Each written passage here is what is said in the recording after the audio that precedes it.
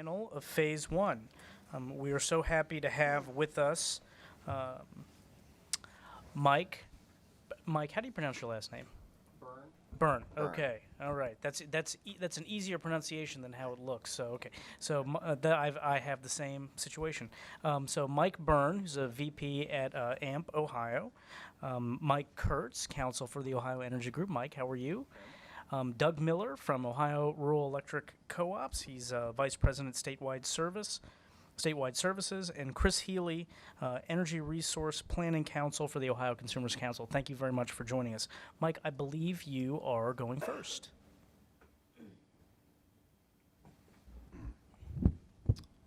Okay, thank you, Mr. Chairman and Commission members, the staff. If I can figure this out, we'll get started.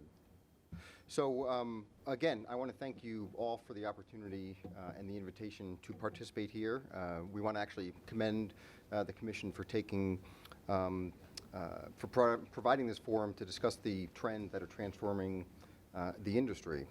It's an important dialogue that utilities, customers, and regulators need to have, both now and in the coming years, to ensure that the solutions and policies balance affordability and reliability with technical advancements. Just a couple slides about AMP, the who and what AMP is. We are a Columbus-based organization, but in terms of our membership, our footprint actually expands into 9 states, both with our membership, our generation assets, as well as our projects. The vast majority of our members are not jurisdictional to state utility commissions. Here in Ohio, of course, we are locally regulated and governed. The Ohio Constitution provides municipalities with the authority to own and operate electric systems.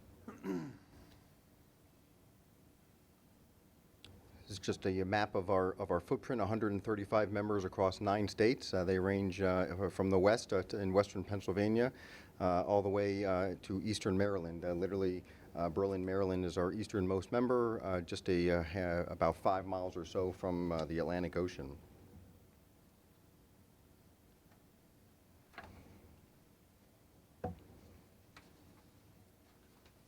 AMP members make the decisions locally whether and how to invest in projects. Each of our members has a different power supply resource portfolio. Some of our colleagues across the country, similar joint action organizations across the country, are an all-in approach. So if they decide to do a generation project, then all their members participate. Here at AMP, we do things on more of an a la carte basis, where we propose a project and then members can participate if they so choose. They certainly prefer that local discretion and that local ability to make those decisions. Importantly, we being AMP are rated fairly highly by the rating agencies, Standard & Poor's, Fitch, and Moody's. We work closely with our members to keep their credit scores up, and we also have a fairly strong line of credit to support our programs and projects. AMP and our members in particular, are primarily transmission-dependent utilities, TDUs. We don't own any transmissions, so we typically align mostly with the load interests. So we work closely with some of our coalition partners who are also transmission-dependent. This has been an area of increasing concern over the last few years, as we've seen our transmission costs increase by upwards of 214% as a result of the investments made by transmission owners. We're actually actively advocating for reasonable rates of return and more transparency and prudency reviews, especially involving supplemental projects. Transmission and RTO capacity constructs are the areas of concern to our members, and AMP actually has 4 staff dedicated exclusively to it, as well as working closely with our legal counsel and coalition partners. One of the strategies that we've used to mitigate some of these issues is the implementation of behind-the-meter generation and shedding load, and we think both of those fit fairly well into this grid modernization bucket.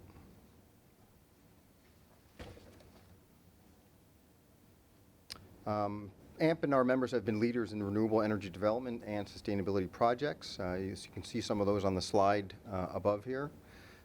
These efforts are a result of the feedback and the strategic direction that we've been given by our members and by our board, as well as the involvement of their customers. Notable on this list is the 350 megawatts of new hydro capacity at 4 existing dams along the Ohio River.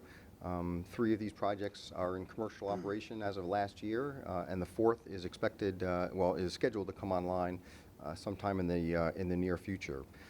These projects represent more than $3 billion of investment and provide long-term carbon-free power for the life of the project, which we anticipate to be 80 to 100 years. I'd like to point out the largest utility-scale solar installation in the state in Bowling Green, which just came online in January, a 20-megawatt project that we developed in partnership with NextEra Energy Resources. It's part of our Solar Phase 2 project. I have a slide. I'll talk about that a little later on, but we're pretty excited about that project and the opportunity it presents to provide savings and credits to our members. In fact, we actually have a ribbon cutting for that project just next week. At the local level, we have some members with innovative, forward-thinking attitudes. The Village of Minster, as an example, has a solar project combined with a battery storage project.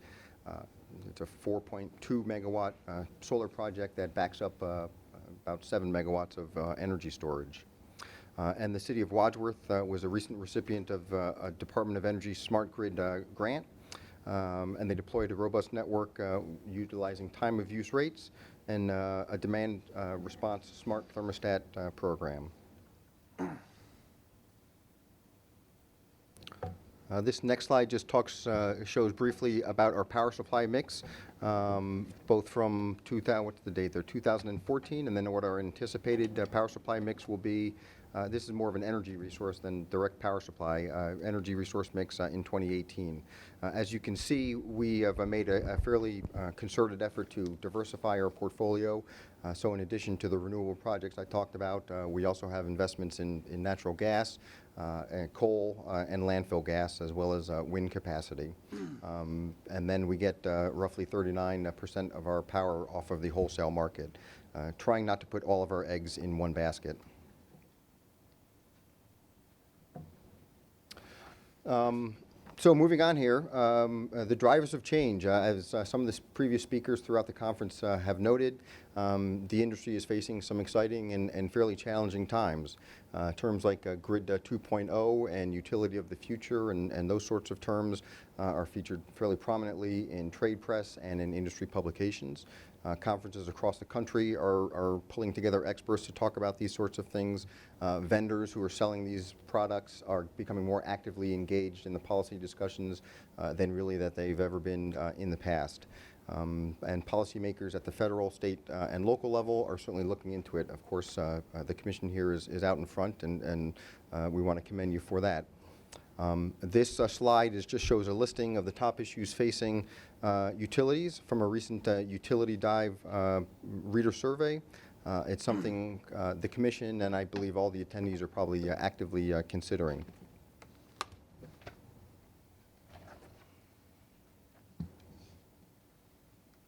From our standpoint, our role as a stakeholder is to ensure that our members have the tools and knowledge to make policy determinations that best serve their customers, their employees, and their electric distribution system. Doing so means offering educational tools, engaging in policy debates, and leveraging the economies of scale that AMP provides to give our members the programs that they need to stay ahead of the curve. Not necessarily on the bleeding edge of things. As municipalities, they are generally risk averse, but certainly don't want to be left behind, and many of them are certainly forward thinkers. The AMP Focus Forward initiative, proving, I guess, that great minds think alike. AMP last year implemented or started at the direction of our Board of Trustees, the Focus Forward initiative, which follows on our national organization's Public Power Forward initiative. So, again, great minds do think alike here. So with that, we created an advisory committee made up of AMP community officials, which includes mayors and utility directors and city managers and other appointed officials, and worked closely with key consultants on both key consultants of our members on rate and engineering studies. As everybody kind of looks forward to the, exploring the transforming industry that we're all in here. The result of the work that was done last year was the distribution of a 75-page toolkit, as we call it, which focused on 3 key components that we feel can provide the greatest immediate value to our members. And those 3 components are a rate design guide to help members structure their electricity rates in anticipation of behind-the-meter generation by their customers, whether it be a rooftop solar application or something different. An interconnection checklist for when distributed generation wants to connect to their system, and then case studies to see what other public power communities are doing, so our members can learn from what their peers have done, what works and what doesn't work. We will continue to work with our members to provide them the tools that they need as this evolving industry continues to move forward. That includes providing, hosting webinars and providing information, updating policies and things like that to really give them what they need to ultimately provide what their customers are asking for.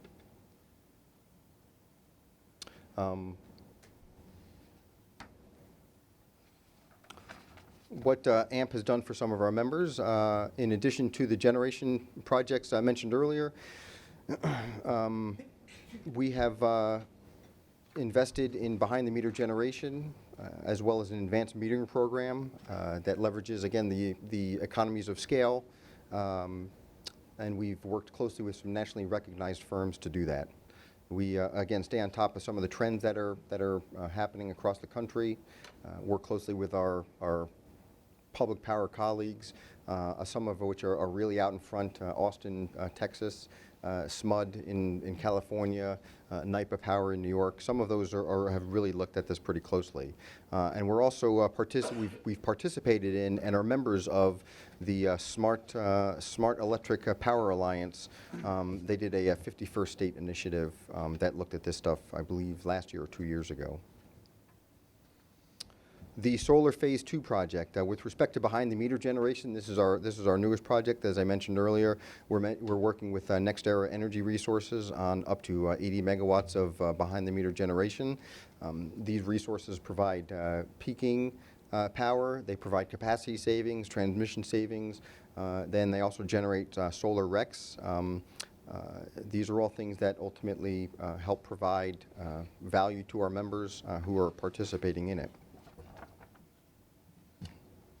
Just quickly, a quick slide on the Bowling Green solar site, 20 megawatt facility. It goes across about 165 acres. Again, it is currently the largest utility scale solar facility in the state. And January, just came online in January. Advanced metering program. After considerable due diligence, our board of trustees authorized a program development for the deployment of AMI generation, or AMI meters, I'm sorry. We did an RFI and RFP process, solicited feedback from vendors, and ultimately selected 2 to help us out. Silver Spring Networks would help with the communication piece, as well as provide the actual physical meter, and ElectSolve Technology Systems and Solutions, which will provide the software services to do analytics and billing and that sort of thing. This program was launched back in June of last year, and most recently it took some time to get it updated, work with all the vendors, ultimately select them, and here we are today, where we just had our first member, the borough of Ephrata, Pennsylvania, one of our members, signed up for it, and just within the last month or so, started having these smart meters installed locally. We have a number of other member communities who are in their process finishing touches of working on their contracting at the local level. We have a long-term goal of providing AMI services to approximately to more than 200,000 customers. That is our goal, and we are certainly working towards that end. Finally, the policy considerations.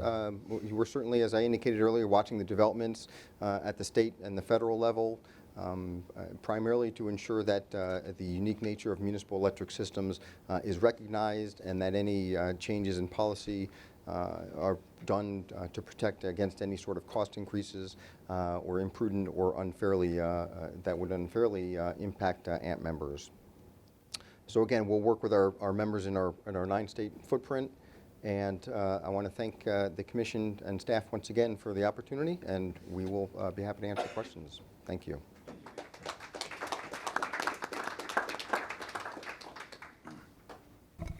Okay, next up, Mike Kurtz.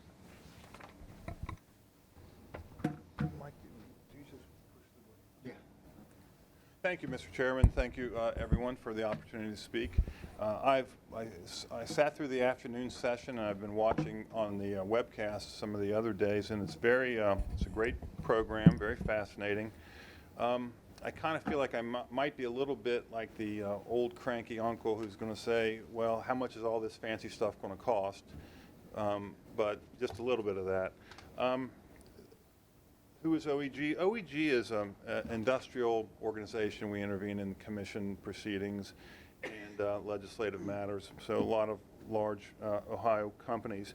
Because we are transmission, take service at the transmission level, really the distribution issues really are not going to affect our rates greatly because we don't take distribution service or very little. Most of these costs get run through distribution rates or per meter charges. So even though this will not have a big impact on our rates, I'm happy to come give a few thoughts. One thing I wanted to just put out there is the motivations of the utilities. And this is not bad or good. I mean, this is when if you go to the earnings reports that all the investor-owned utilities post on their website. Utilities grow earnings 3 different ways. More sales, but sales are flat. Retail sales are flat, so you can't really grow earnings that way. Cut costs, which is, but that's harder to do. And then grow rate base. And that's what a lot of the utilities focus on, growing rate base to grow earnings. That's why these transmission rates that Mr. Beirne from AMP talked about have gone up 200%, because there's a lot of new investment going into the transmission grid. It's the guaranteed return, oftentimes through trackers. So that's a motivating factor, and it's true with distribution investment also. The utilities in Ohio, the distribution utilities, definitely want to grow distribution rate base, especially since the generation rate base opportunities are limited, given the limitations of Ohio law and given the PJM MOPR rules. So there's really, if you're a distribution utility in Ohio, it's transmission and distribution rate base growth. So my point there is the Commission should be sensitive to the cost-benefit analysis supporting grid modernization.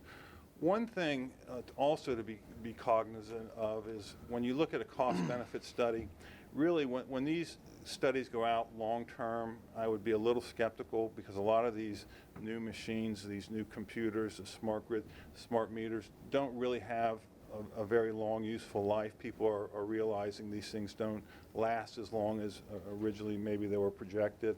I've seen a lot of studies where the benefits are back-end loaded in the out years, but the meters have to be replaced before you get to the out years.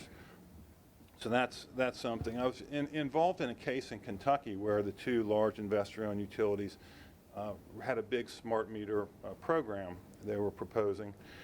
We settled the case a couple days ago, and there was no interest at all from the consumer advocates to do the smart grid. The Attorney General was against it. That's the Consumer Counsel. The low-income people were against it because they don't like the idea you can push a button and cut somebody's power off if they're late on a bill. The Sierra Club, the environmentalists were not in favor of it. So the utilities had to pull that proposal. They didn't like it, but as part of the settlement process, they had to pull it. And they'll try again in their next case, but this one was not. There wasn't any appetite for it in Kentucky, at least in this particular circumstance. So, well, I guess I should do this. Okay. At least two ways to ensure ratepayers receive the promised benefits of grid modernization. There's probably more, but there's two that have sort of come to mind. A number of years ago, in case 10-2326, Duke had a grid modernization smart meter program, and as part of that settlement, which was approved by the Commission, Duke agreed to stand behind its savings projections. They said, well, the meter's going to cost this much, but we project they're going to save this much money in operating expenses, and Duke actually put their money where their mouth was, and they stood behind those savings, and they offset the cost by a fixed amount of projected savings. I think this $12.933 million number was sort of the last year of the projected savings. I think it's scaled up. But in any event, that was a mechanism that worked well for consumers, and the utility felt comfortable enough in that circumstance to back up its forecast. The other way, and there's probably more than one way, to help ensure that ratepayers receive the benefits. And maybe this is more of a phase 3 rate-making regulation issue, but since this is kind of my bailiwick, this is what I wanted to talk about. The other alternative to help ensure ratepayer benefits is an enhanced SEAT, significantly excessive earnings test review. With no generation assets, the business and financial risk of the utilities is lower, especially to the extent that it receives tracker recovery for its distribution investments. Therefore, the SEAT threshold should be lower, at least in my opinion. And there's differences of opinion there. What that would do, it would guard against over-earnings by growing rate base. If the savings actually do materialize, those will hit the bottom line as well, increasing earnings. So a comprehensive and a thorough review of the earnings, all the revenues, all the expenses of the utilities will allow you to closely monitor that and protect consumers. So those are my comments on the Commission's investigation. I think it's great what you're doing, and it is fascinating technology. Most of it's beyond me, but those were my thoughts. Thank you.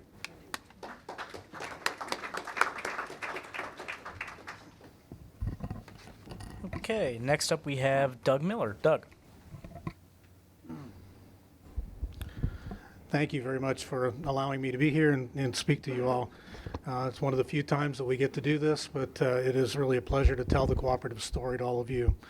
I guess I better catch up on the PowerPoint also. First of all, just kind of give you a little bit of background of who we are. Ohio's electric cooperatives, primarily made up of Buckeye Power, the generation and transmission cooperative, providing wholesale power to all of the co-ops in Ohio and Michigan. And like AMP, we're not under commission jurisdiction as well. Ohio Rural Electric Cooperatives Incorporated is our statewide services organization.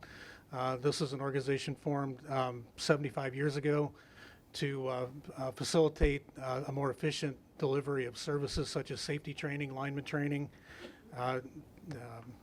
communications and education and training of directors and employees.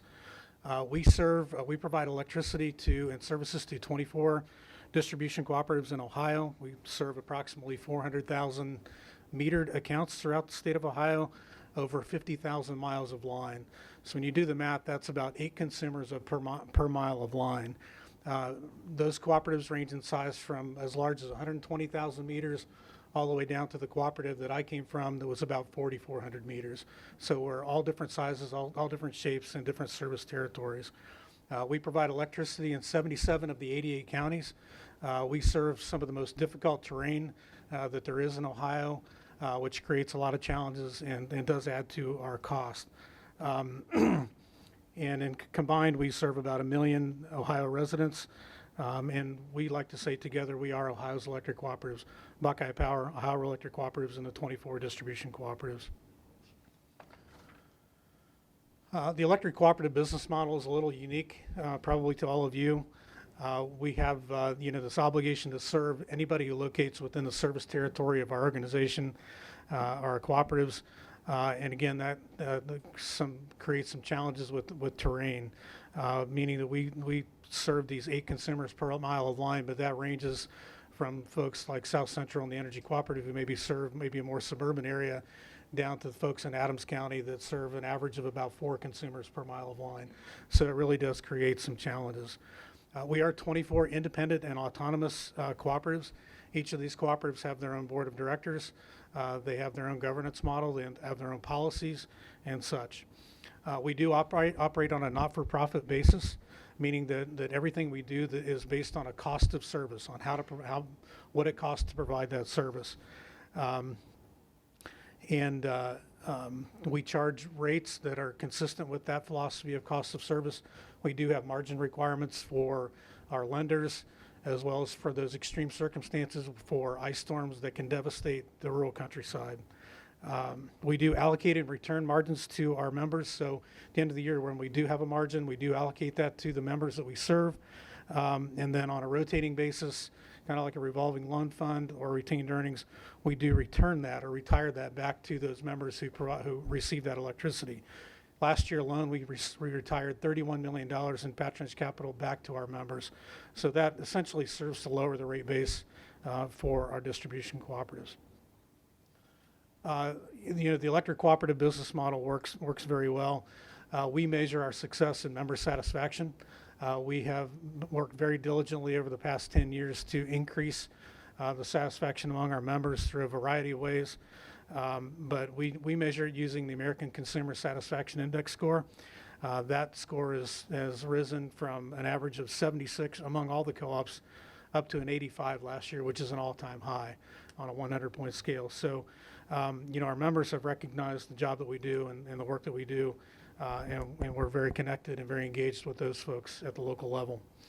The electric cooperative business model, we talk about local democratic member control, the one member, one vote system. So electric cooperatives were formed back in 1935, and every member receives a vote, no matter how much electricity you use or how little you use. If you're a member of the co-op, you can vote on the directors that represent you on the board. You can vote on code of regulation changes, bylaw changes, things like that. We have, again, a locally elected board of trustees. These trustees are responsible for setting policies for the cooperative. They approve electric rates upon study, and also set the terms and conditions of service, any fees that are charged, things like that. So these folks come from within the membership of the organization, so effectively they serve as the regulatory body for our rural electric cooperatives. And I think that has been recognized with the high member satisfaction scores that we've achieved. I mentioned Buckeye Power being the wholesale power provider for the electric cooperatives in Ohio. Our members do have an all requirements power contract with Buckeye Power for probably about the next 40 years to buy all of their power from Buckeye Power. Buckeye Power owns virtually all of their own generation at the present time. We do contract with for some renewables, and basically, that ownership model is a little different than maybe some other utilities, but what it has done for us, it's offered us stability in price over the long term. So we're very pleased with that. We are have an all of the above strategy when it comes to delivery of generation resources. We have coal generation. We have a partnership with AEP at the Cardinal Power Plant, AEP, First Energy, Dayton Power and Light, and some others at the Ohio Valley Electric Corporation plant. We have natural gas peaking plants in Greenville and Van Wert. And then we have about 5% of our generation portfolio that's provided from renewable energy sources, namely hydropower from the New York Power Authority. We have a 30 megawatt contract with Story County Wind. We have several biodigesters, biomass project, ag biodigesters, landfill gas and such. And then most recently, in 2016-17, we did a community solar project that's about 2 megawatts. And I'll tell you a little bit more about that in just a minute. From a cost standpoint, our goal is rate stability, and I think we've been able to achieve that over the last 4 or 5 years. From about 2003 until 2012, We made significant investments at our Cardinal Power Plant in environmental control technology, and that's recognized with some rate increases over that period of time. But since that time, since those projects have been completed, a little over $1 billion we put into that plant, our rates have stabilized. And I was looking, trying to figure out what y'all wanted to talk about today, and I was looking at some of the presentations and, this grid modernization topic, and you had a speaker on, I believe it was the first day, that talked about the customer engagement, that enabled greater customer control through information and choices, and talked about collaboratively interacting with customers and then seeking opportunities to create value. And then yet another one, Richard Caperton, I guess, the Director of National Energy Policy for Oracle, talked about energy consumers want to engage with utilities on their terms. And I think the electric cooperative business model epitomizes both of those concepts. We are very engaged in our communities. We're critical players from an employment, economic development, and a community concern perspective at the local level. Our survey data shows that consumers want lower energy bills, they want more energy choices, and they want fewer and shorter power outages. I think, it can be summed up in that. But we're very connected, and we like to listen to our members as frequently as what we can. Talking about electric cooperatives and grid modernization, 22 of our electric cooperatives now have implemented advanced or automatic metering infrastructure, with most of those co-ops having two-way communications with the member or with the meter. And what that's done for us, it is definitely, and I appreciate the comments earlier about, these things being built into cost, but we look at it as an opportunity to interact with and engage with our members to help them lower their electric bills. For us, it's improved safety for our employees. You can imagine having to read 400,000 meters every month, driving 50,000 miles of line, trying to read an electric meters in some of the most difficult terrain. So for us, there was certainly a payback and improved safety for our employees.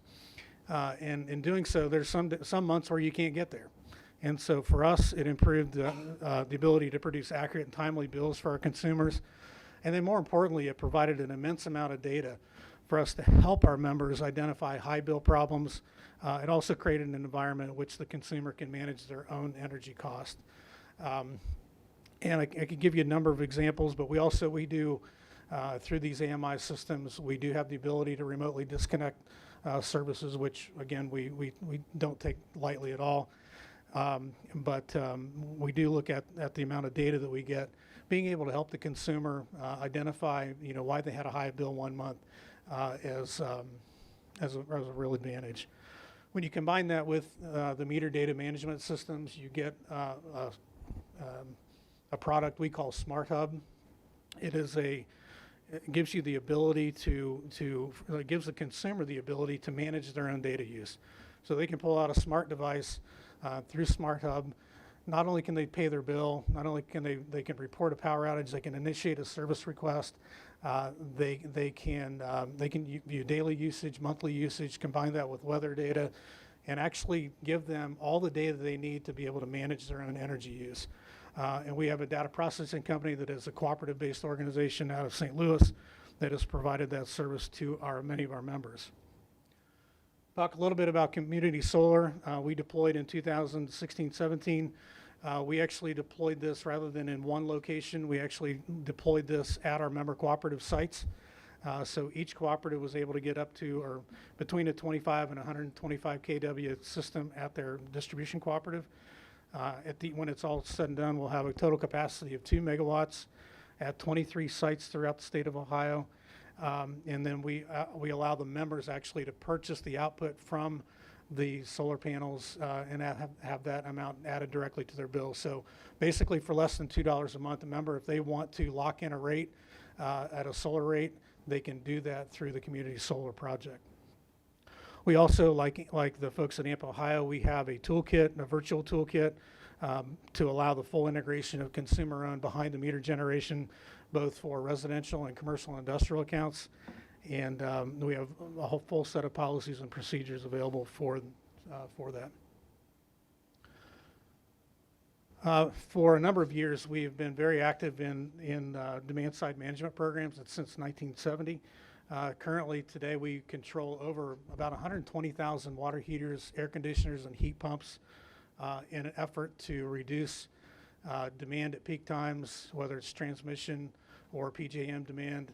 But we have done that for a number of years. We do that with the consumer in mind, not to inconvenience them, but to take advantage of these storage devices called a water heater or your home that can store energy for a period of time. And for us, that has helped do a couple things. One, we've been able to save money, but number two, we've been able to defer building new power plants as a result of this active load management program. Technology investments have done a great part in helping us keep our costs down and improve engagement with our members.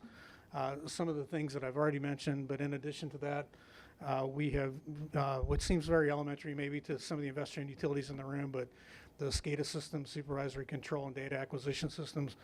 But for us, to deploy a crew to restore a power outage, if we can do that remotely with a laptop or an iPad from a home after we've patrolled a line, number one, it improves safety for employees, but we can get the lights back on quicker. And we have a lot more miles to travel and a lot more line to patrol than some of our counterparts. Some of our co-ops have implemented two-way radio systems, complete with vehicle locating systems. Our data processing company has mobile workforce deployed in many of our trucks through iPads and laptops, GIS and outage management systems. We have outage texting that's available to all of our consumers to be able to, they can text their outage to us, recorded in the OMS system, and then they can get alerts when their power does come back on. So we're very interactive, very, very cognizant of this member engagement. We have a number of bill pay options. We have a couple co-ops now that are offering prepaid metering. I just spoke with the manager today who said the last survey they did had a 99% satisfaction rating on the prepaid metering program. And so that's a good thing. And then many of our co-ops have offered and gone into other diversified services so that rural consumers have access to some of the energy management resources that we all have here in the city.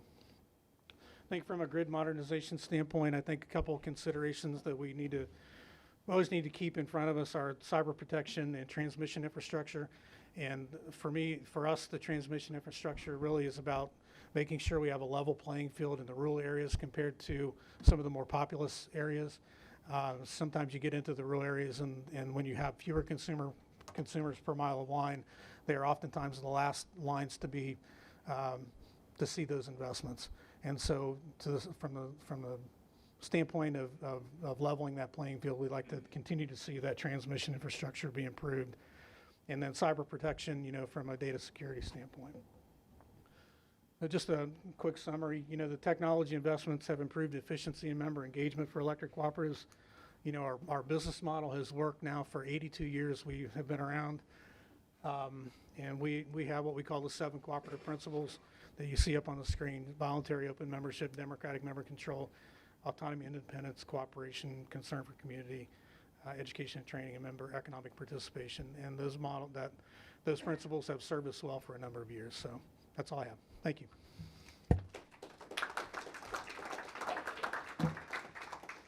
Chris.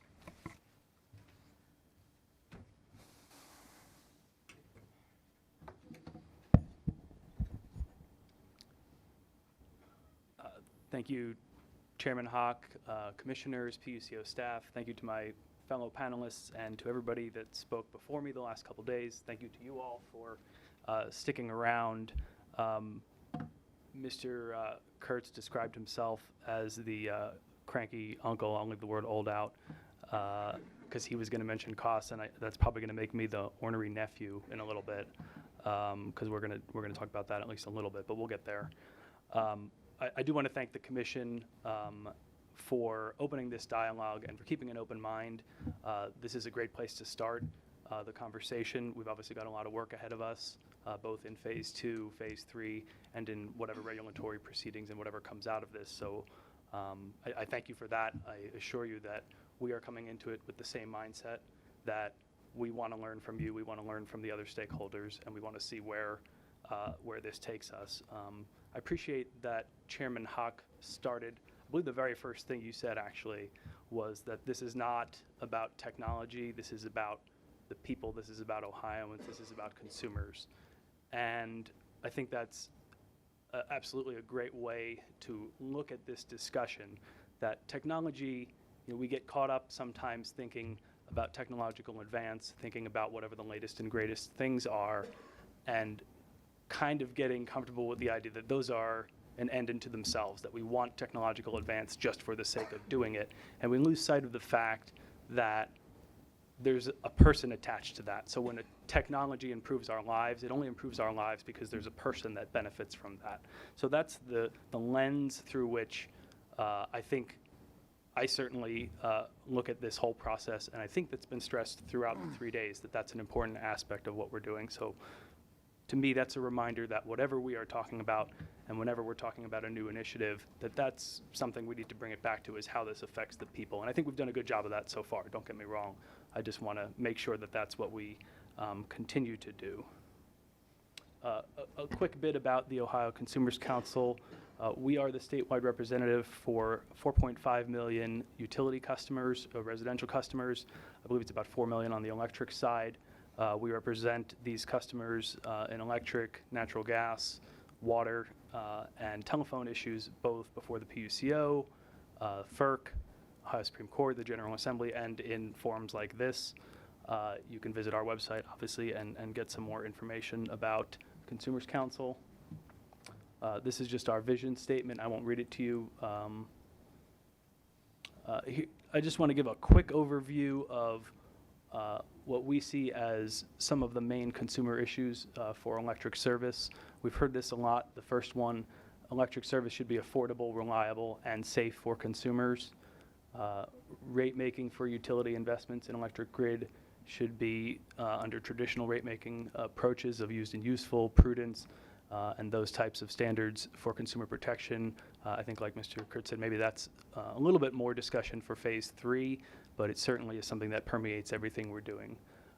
And third, we generally support the use of markets, especially in the area of technological innovation, where that really is what's pushing the envelope. We've heard from a lot of different companies with different and exciting technologies, and those are technologies that have been developed generally outside the area of regulation. So we support and encourage the Commission to keep in mind that the default approach should be to pursue market opportunities whenever possible. Quick word on demographics. This is just a basic overview of the residential customers that we represent.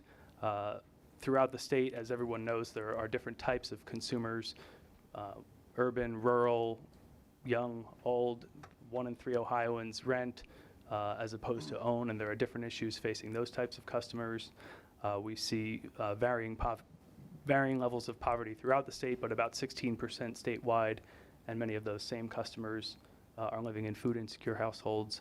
And in addition to that, the 16% doesn't include all the customers who are living just above that line and still struggle on a daily basis or monthly basis at least to pay the bills, and certainly their energy charges are a higher percentage of their monthly costs compared to a lot of other customers.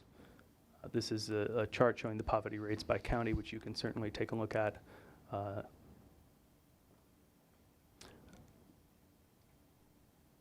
And the reason, sorry.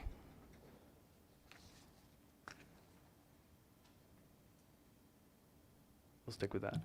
The reason I bring up the various demographics is, and this is a point that's been made over the course of the couple days, is that we really are dealing with a diverse population of Ohioans. We have people, like I just described, who are in all different situations and have different needs and different wants. But at the same time, those people, the demographics don't say it all, right? 2 people that may look the same on paper are not necessarily going to have the same needs. We heard from the Smart Grid Consumer Collaborative, who was identifying different types of customers. I believe there were people who are interested in the environment, and there are people who are the first adopters, and there are people who kind of just want the status quo. And so our job at the Consumers Council, and our job here in general, is to understand that despite the differences in demographics, despite the differences in people's wants, there are some common threads. There are things that we know apply to everyone or nearly everyone on the residential side.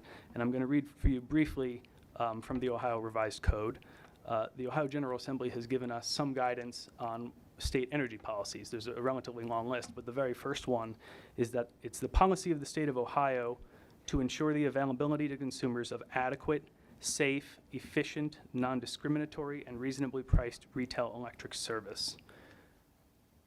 And the way I see this state policy is that this is a statement of the basic consumer rights when it comes to their electric service. The people that we've described in the demographics, the people that fall into the various categories of, do I want technological advance? These people are all entitled to those same fundamental rights to basic electric service that is safe, affordable, and reliable. And so I think, again, that's another way to look at what we're doing here, is to say, it's great that we are advancing technology. It's great to find ways to engage the consumer in new and exciting opportunities, but those opportunities need to be done in a way that strengthens the core goal of maintaining safe, affordable, and reliable service and doesn't erode that. So again, to me, it's something that needs to be on the forefront of our minds in any proceeding, in any discussion about, well, what are the impacts of this? Let's remember to consider, how does it impact these core rights to basic, reliable, affordable, safe electric service?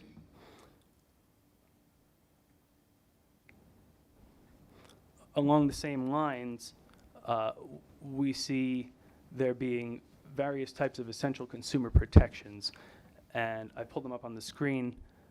And the important thing to remember about these is that, again, these are protections that are necessary in any context when we are regulating the rights of consumers. So whether it's a smart grid case, whether it's a technology case, whether it's a rate case, energy efficiency, there are consumer protections that, again, need to be protected and maintained.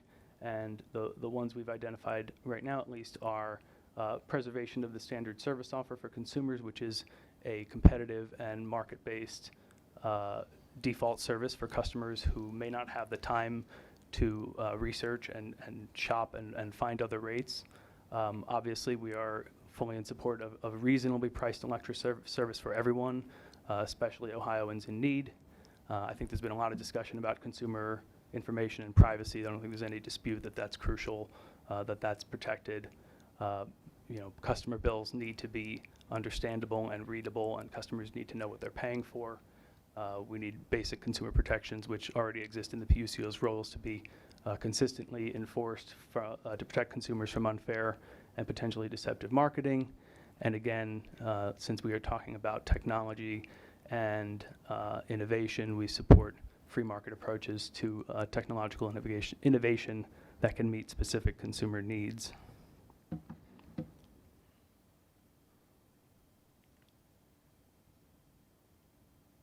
A bit on consumer education. I think almost everybody that's spoken over the last couple of days has stressed the importance and need for consumers to remain educated and informed.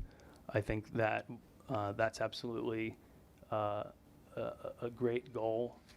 Customers do need to be informed. It's actually right in the OCC vision statement, which I skipped over briefly before and maybe should have read, I guess. But consumer education is important, but we need to remember too that consumer education is not a substitute for the other consumer protections that I've been describing. It's a complement to that. So customers can protect themselves through education to a certain extent, but we know there's no way to reach 4 million different customers in a meaningful way and to educate each and every one of them to decide for themselves exactly what they want to do in every single situation. So the consumer protections that are inherent to this process are important for those and all consumers, really. In addition, we would encourage consumer education to include historic results where those are meaningful.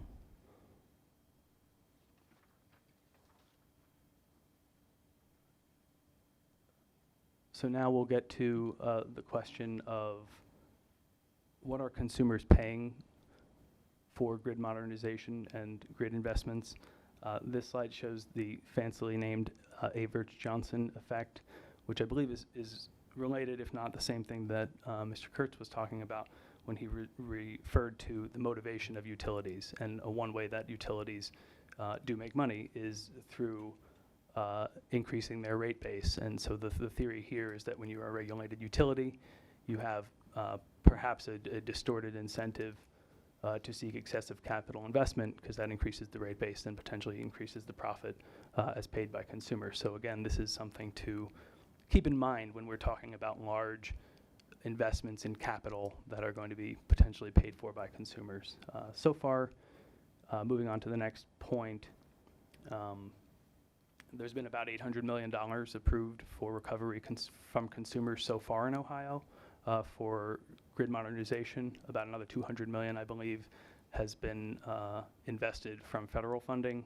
Currently pending about $350 million for future spending, and the majority of that, over $1 billion, is coming from just 2 of the 4 utilities, because we have 2 electric utilities who do not have significant AMI at this point. So, we're looking at, I know people have said millions and billions. We are looking at millions and billions potentially if we keep going at the pace that we're going, which just highlights the importance of understanding that all the benefits we've talked about over the course of 3 days do come at a cost. A lot of that cost is coming from the consumer side, and making sure we understand what those costs are and that they're being spent wisely. Just the last bullet point real quick, we do have one utility in Ohio that installed smart meters, and now less than a decade later is proposing new smart meters to replace the old smart meters, again at consumer expense. So this is an issue that we are obviously paying close attention to and believe needs proper attention.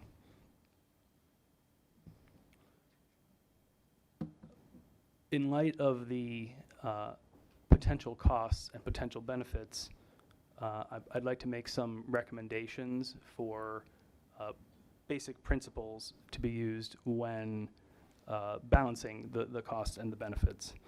I think very simply, the initiatives, all else equal, should provide as many benefits as possible to as many customers at the least cost. We always need to consider that there are different ways to get to whatever end result we're trying to get to, and we owe it to ourselves and have an obligation to analyze those various options and consider them both in terms of what they can provide for consumers and what they will cost consumers. Again, getting maybe a little bit into phase 3, we believe that a good way to balance the interests of the costs and benefits is through traditional rate making in a rate case. The fundamental regulatory principles of used and useful, prudence, gradualism are appropriate in this context and can give us an opportunity to make sure that customers are getting the benefits of these programs. There needs to be a commitment when it comes to the benefit side to, one, make sure that the benefits that are projected actually materialize. 2, when those benefits do materialize, they find their way back to customers in the form of reduced bills.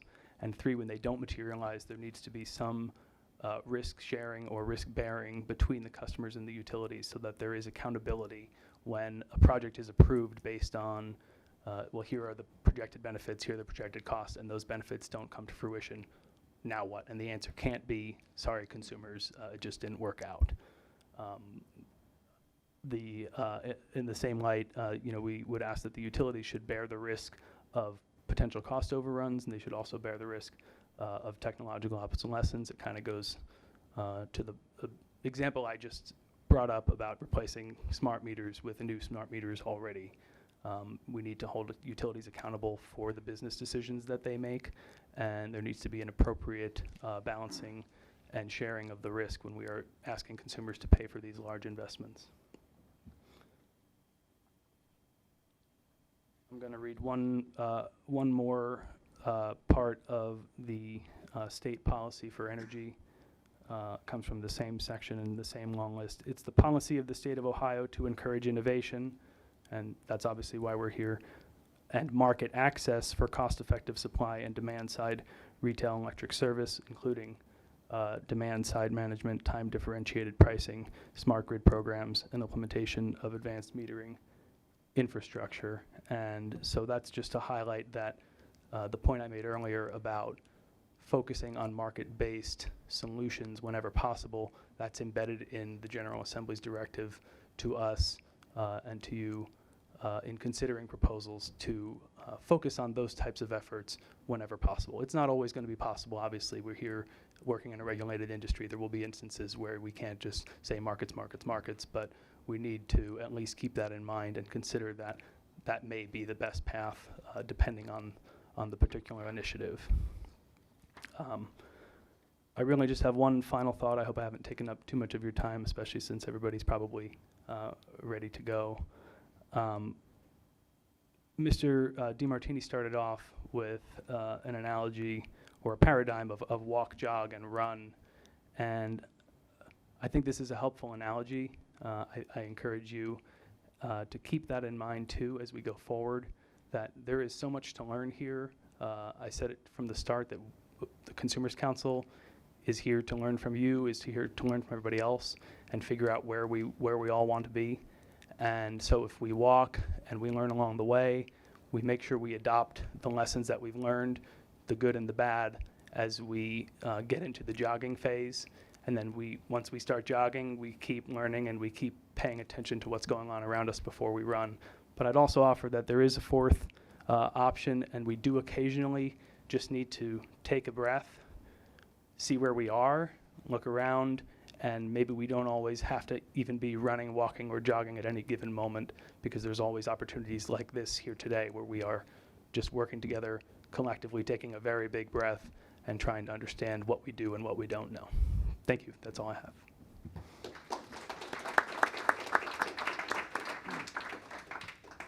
Well, thank you very much. The first thing, let me just say, no one needs to worry about being viewed as the old uncle or the young nephew. We appreciate all perspectives associated with this issue, and frankly, if you can't take a voice of dissension, you can't be in government. I mean, this is the pantheon for that, or the platform for that. So, thanks very much to everybody for the presentations. Let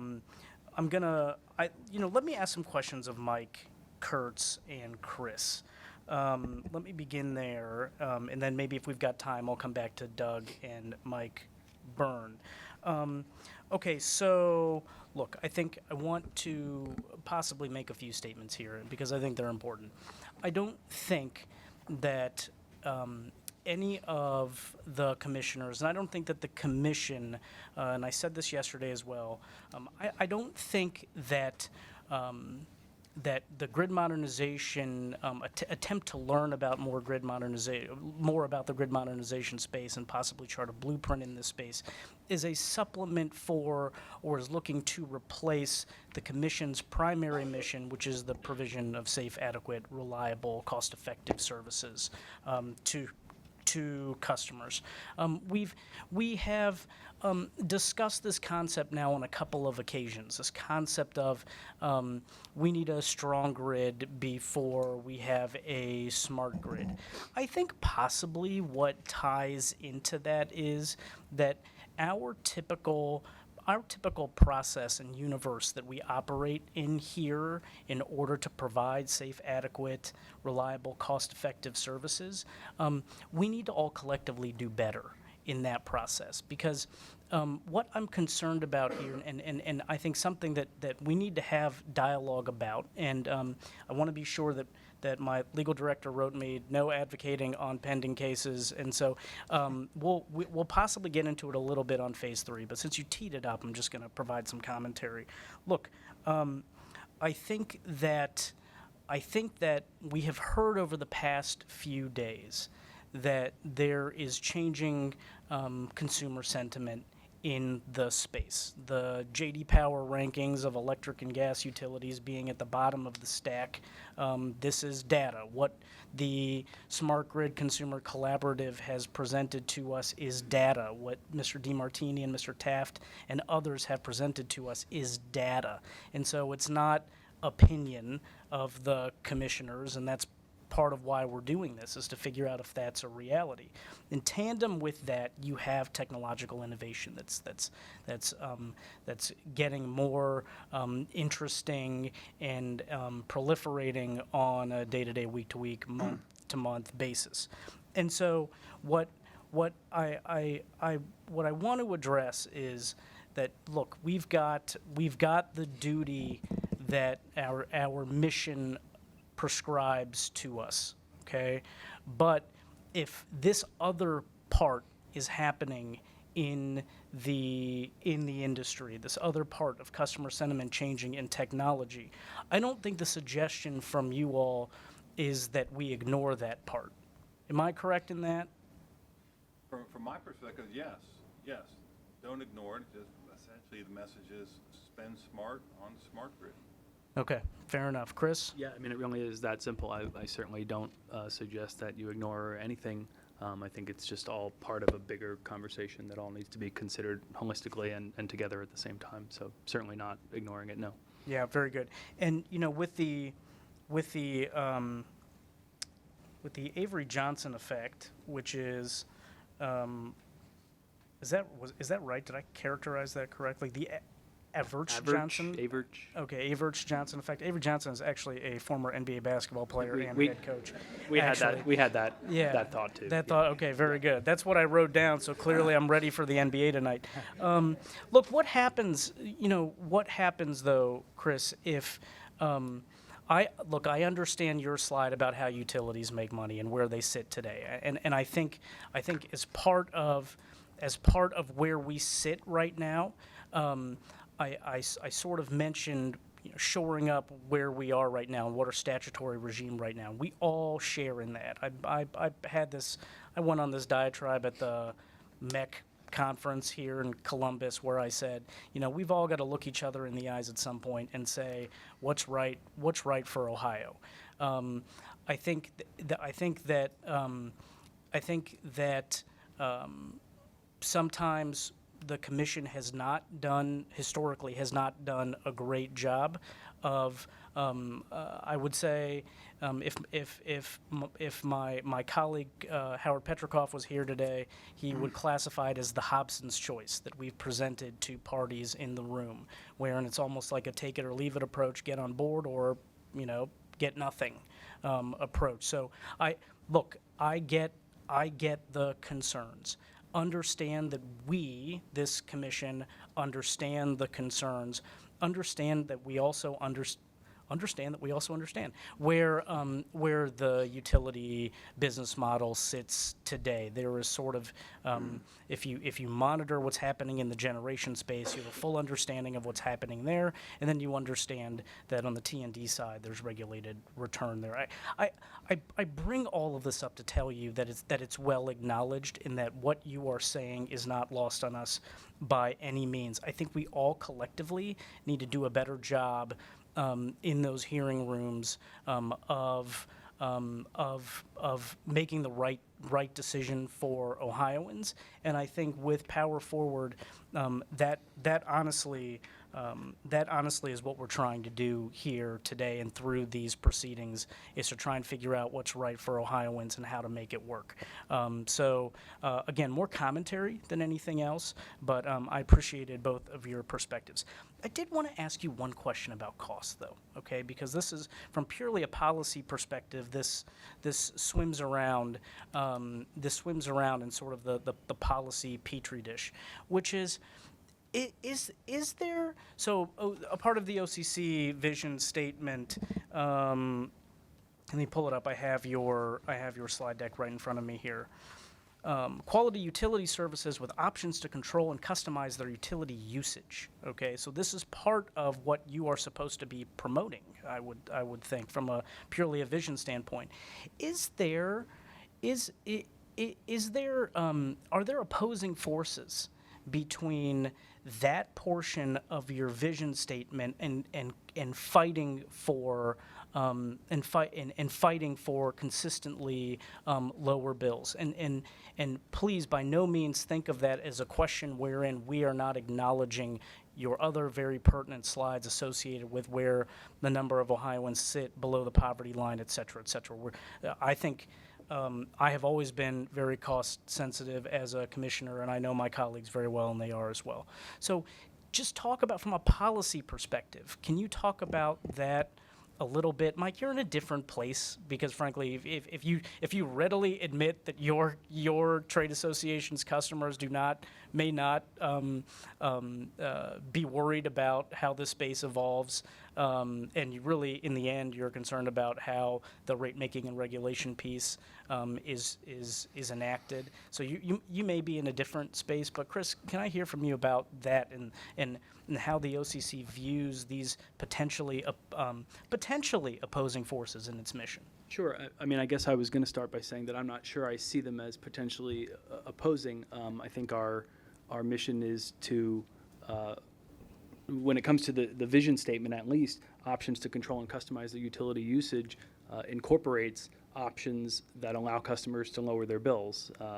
So when we are talking about balancing the costs and benefits of any initiative, that kind of incorporates the benefits of any program and what yes that and will no, do. right? I mean, we're talking about short-term and long-term, possibly, analyses. Sure. So, what's hard is when we're trying to figure out, where the OCC potentially would be with grid modernization. So, if you have heard now data saying that consumers' sentiments are changing, are you representing those consumers in full? Or because what may happen is that in the short term there will be a spend associated with this. So you may not know in 3 years or 5 years if in reality the melding of those two principles in your vision statement have aligned. Yeah, I mean, obviously, there's always that uncertainty. Trying to predict trying to even understand what consumers want now is a difficult task. Trying to figure out what they're going to want in 3 to 5 years is even harder. I guess, what I would say is that we have to do the best we can, and if the best we can do is very uncertain and we really don't understand what the benefits are going to be or whether they're going to materialize, then that might be a signal that we need to go down a different road. I'm not sure there's any surefire way to say, we can get on board with X if we just don't know what the benefits are. Well, like you said, there's a kind of a competing interest between short-term and long-term. The costs tend to be very short-term and the benefits tend to be very long-term. So we have a lot more uncertainty on the benefit side. And it's hard to grapple with that. That's really all there is. Yeah, that's challenging though, because then you frankly put the commission and the stakeholders in a challenging place, because that would then yield a conclusion that you'd prefer we do nothing potentially. I wouldn't say it would yield a conclusion that we do nothing. I think it's consistent with the approach that we need to go slowly. The walk, jog, run. So I think that's where that comes into play. I think we're on the same page then. I don't think anyone here thinks that this is going to be we're going to launch into a full-on. Sure. The first energy video is all going to be accomplished next year with the hieroglyphics on the wall and in the kitchen and all of that. So okay. Fair enough. I think we're on the same page. All right, that's been a lot of talking from me. Let me, Tom, it seems like you wanted to comment on this. Yeah, I was just, I wanted a couple of things. I don't normally think about my days as a legislator, but Chris, your map gave me that opportunity. And I just want to point out, and I'm not being defensive, but I'm just saying that this Appalachian area, which I served, but I also lived most of my life. That's where I'm from. All these, this Guernsey, this Muskingum, Morgan, Washington, part of Athens County. I mean, those are areas that I feel like I'm as familiar as anyone in this room with that area. And I also feel like costs, that's one of the things that certainly is important in this. I also concerned about jobs. you know. You couldn't be a legislator without being concerned about jobs and the idea of keeping costs down. But I'm just saying that it seems like we're in something bigger, and it seems to me like there needs to be, and I appreciate the co-ops. I loved working with the co-ops in Amped, Ohio. It seems to me like there's things to, and a lot of other people in the room, but it seems like we need to be working together on this. There's certain groups that the only place we see them is in court, and I'm not blaming them. I'm just saying that's just the way it seems like it operates, and I'm not sure that it has to operate all that way. And I'm kind of speaking on behalf of myself, and just taking back to, I'm reverting back to an early period in my life. No, that's fair enough. I mean, Commissioner Johnson, you're speaking for me too. I mean, I wholeheartedly agree. I think, and again, this is what I've said, which is the typical stakeholders that are making the sauce here in the PUCO rooms. We've got to be more collaborative, and we got to do better. And I realize that may start with us, but it's fully acknowledged up here. Commissioner Tromble. Thank you.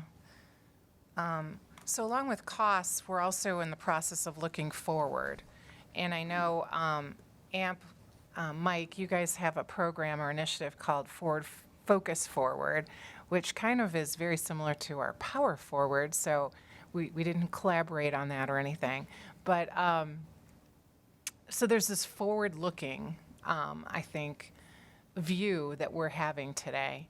And I know you said the cooperatives also have something like that. So I guess I was wondering, because you seem like you have thought this through, you put together a toolkit, can you give us some advice on what kinds of things are in that toolkit that we might need as regulators, and having a discussion about this that could help us, look at some of those run or walk, jog, run kind of things? Sure, and I think the co-ops would probably have some ideas as well. But this is something that was driven, at least from our perspective, largely by our members and in particular their customers. They have approached us seeking guidance because they have customers calling them to say, we want to do this, we want to put solar panels on our roof, or a business wants to put some sort of distributed generation or DER on their property. So the question became, from our members was, how do we address this? This is an evolving industry. It used to be, and I think the industry as a whole, I mean, for the most part, it's a 30-year-old industry, and for 120 years of that, very little has changed. It's had centralized power stations distributing power over large transmission systems, and I think those are some of the concerns that we've raised with the transmission, is that we're an evolving industry. So that the transmission should reflect some of those changes. But to your direct question, we are responding to our members' requests that they need some help, that they need some tools to work with their customers on some of these changing and evolving, really, interests and needs of their customer base. And two of the things that they asked about were, how do we structure our rates to reflect these DER resources, and how do we, what sort of policy do we need in place in terms of our interconnection capabilities? So the toolkit that we put together reflected primarily those two key components, which was some sort of rate structure, and again, we work with some rate consultants, professionals who work on this on a daily basis. I mean, that's their full-time job, as well as the interconnection piece. We work with separate consultants who's, that's their full-time job. So that was the primary piece of the toolkit. My guidance or advice, I guess, if you want to say that, would be to continue these types of discussions, because putting it out there and seeking guidance from others really is beneficial for everybody. You know, we look forward to kind of spending the next week or so digesting all the information that was talked about this week and looking at the videos and the presentations and whatnot, because, you know, we don't think we're the experts in it either.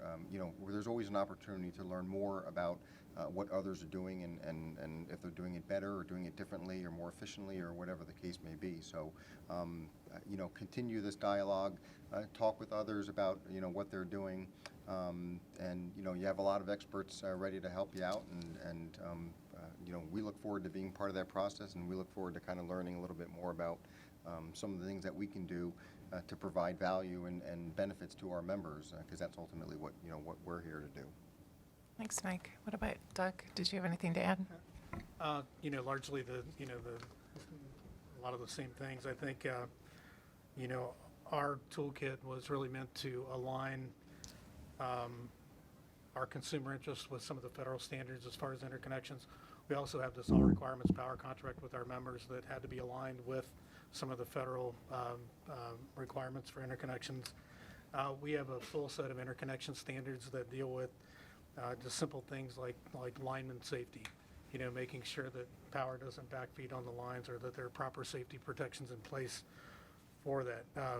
Just security of the grid, making sure that these installations don't cause problems with other members, metering, engineering standards, cost reimbursements, things like that. So, yeah, I think we tried to, you know, our members, you know, like AMP, we listened to them.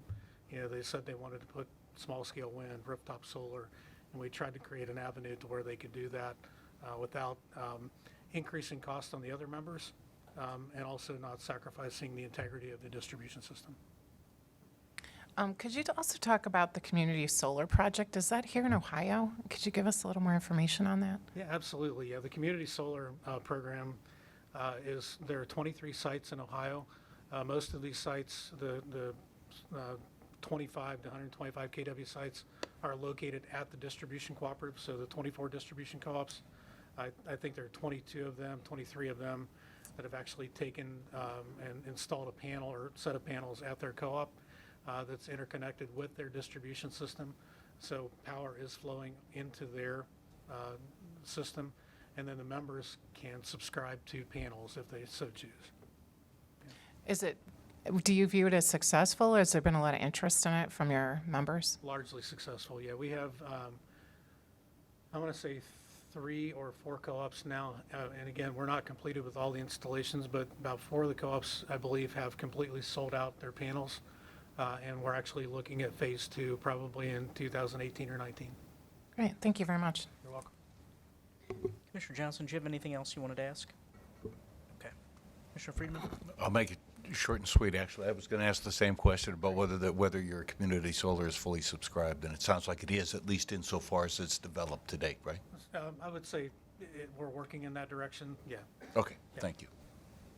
Commissioner Conway? Thank you. The only thing I wanted to add is just a final thank you, particularly to the 4 of you who have patiently waited to take your turn before us. I really appreciate your comments. Thank you. Thank you. Thank you. Well, please give these panelists a round of applause.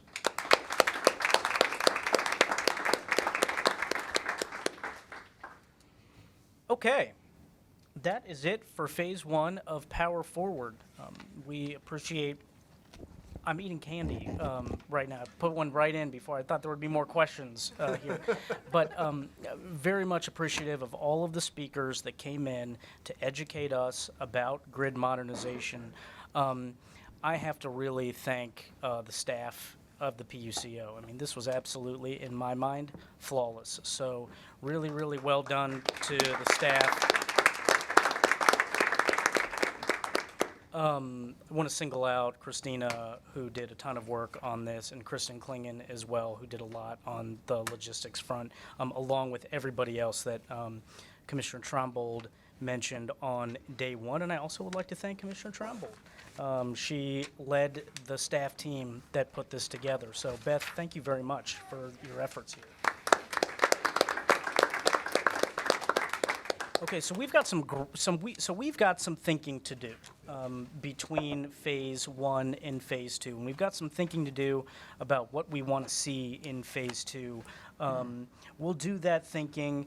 You should see something on the commission, the Power Forward website, when we have a decent idea of what we're looking for phase 2. So keep your eye on that. We're all over social media, so I know Matt Schilling will be all over that once we've figured that particular piece out. But extraordinarily educative for all of us up here. Again, cannot say thank you enough to everybody in the room, everybody who came to speak, and to the staff. Commissioners, anything else you'd like to add? Have I said all the appropriate thank yous? Have I forgotten anybody or anything? Okay, thank you very much, everybody. We're adjourned.